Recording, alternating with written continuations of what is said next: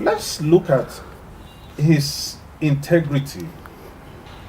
Every time I hear from the APC members that Buhari has integrity, has that, I would want you to briefly define integrity and look at it from the point of view of his political integrity, because I'm trying to, get my head around a man with integrity looking at the Kogi election, the Edo election that was postponed a day to it, that an election that was a day away was postponed with flimsy excuses of terrorist threats that wasn't there.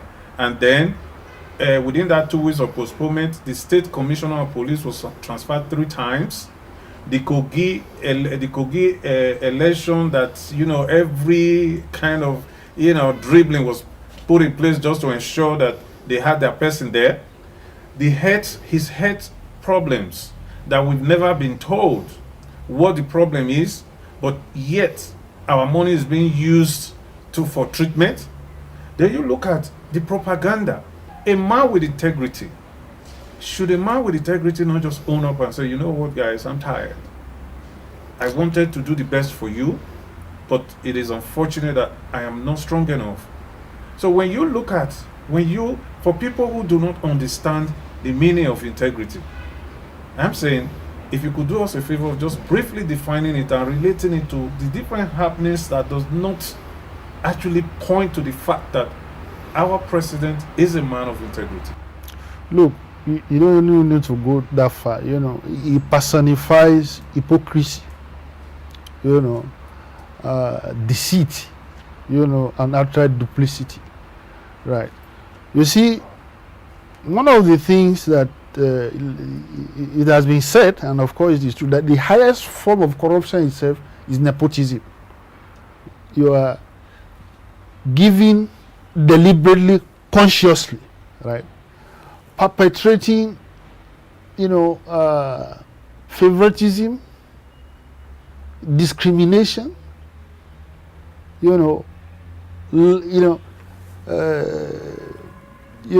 personalization. He has reduced his presidency to some kind of personality cult, right?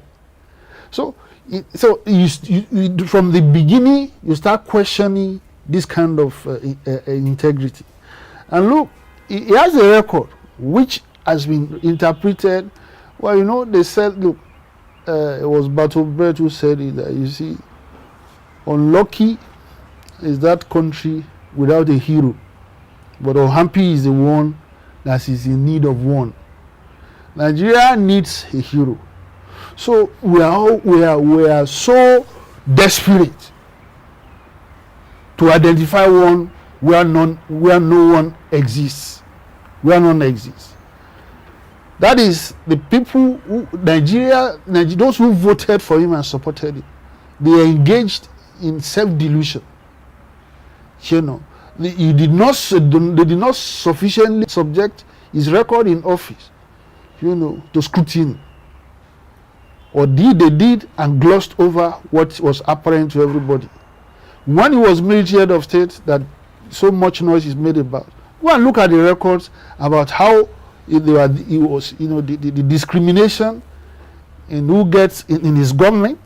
The first and foremost, that was the first government in Nigeria, military or civilian, where you have the first and second in command, or even the third, coming from the same ethnic bloc,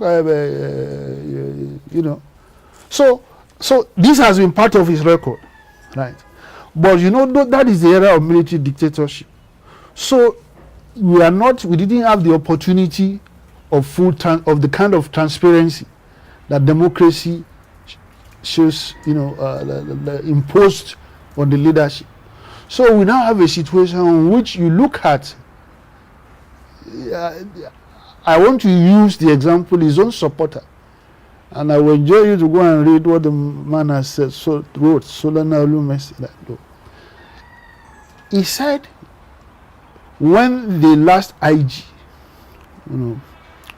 was going, and the opportunity presented itself to appoint another one, on the face of a glaring lopsidedness, clannishness in all the appointments made, especially in the security agencies.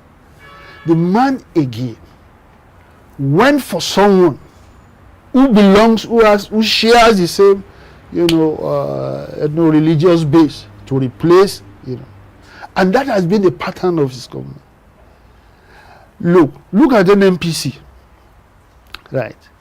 What was the purpose for taking the man, removing who was there before? What was the purpose of of doing that?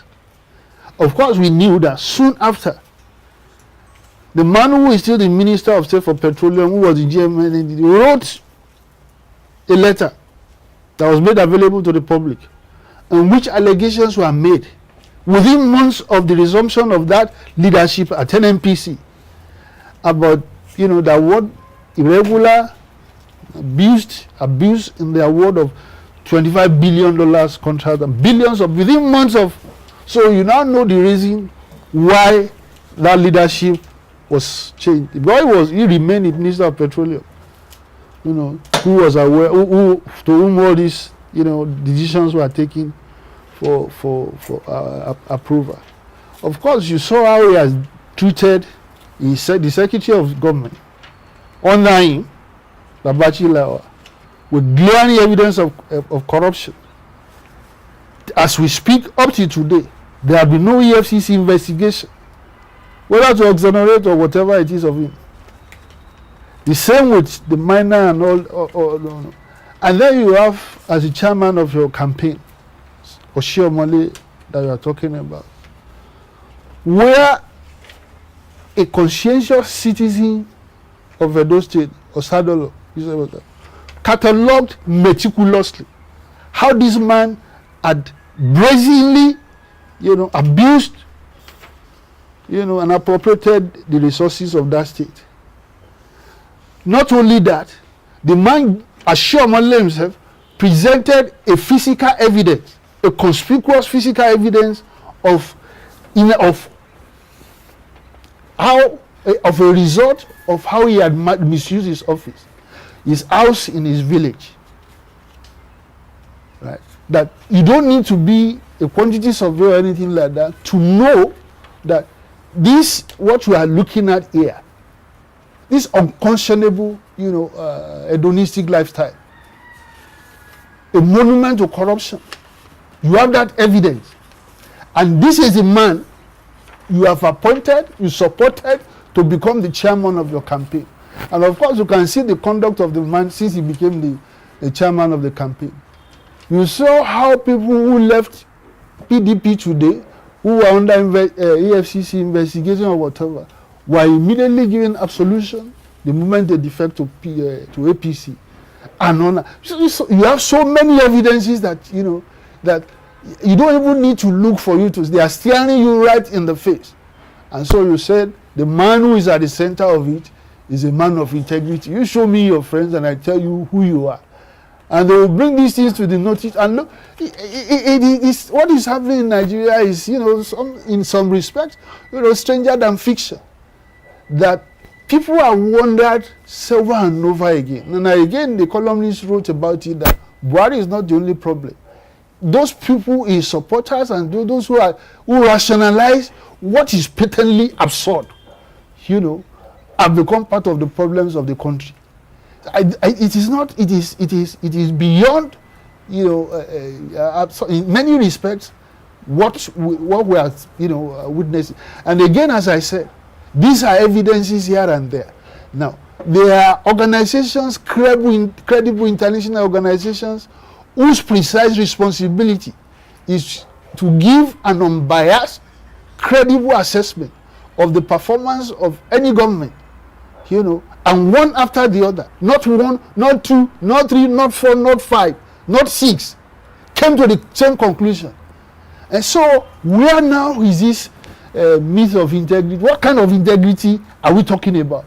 A man who is in the physical and mental state that he is in, if he's a man of integrity, seeking re-election will be the last thing on your mind, right? Look, we don't owe you. You are the one. You are coming to serve us, and you're giving evidence that you are not in a position to do so. And you are still insisting, I mean, you know, of course, with those who are desperate to get you back to this thing. A man of integrity knows what to do under the circumstance. A man of integrity will have left that position a long time ago, when you know that you are not in a position to do what you are purportedly elected to do effectively. If you are there, it means that you are there for other reasons than to serve the country.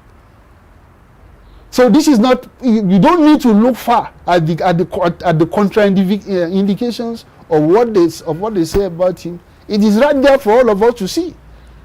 A man of integrity of his kind, you know, what is exhibiting is obsession with power, obsession with the perquisites of office, you know, obsession with personality. That is not a man of integrity by any stretch of the imagination.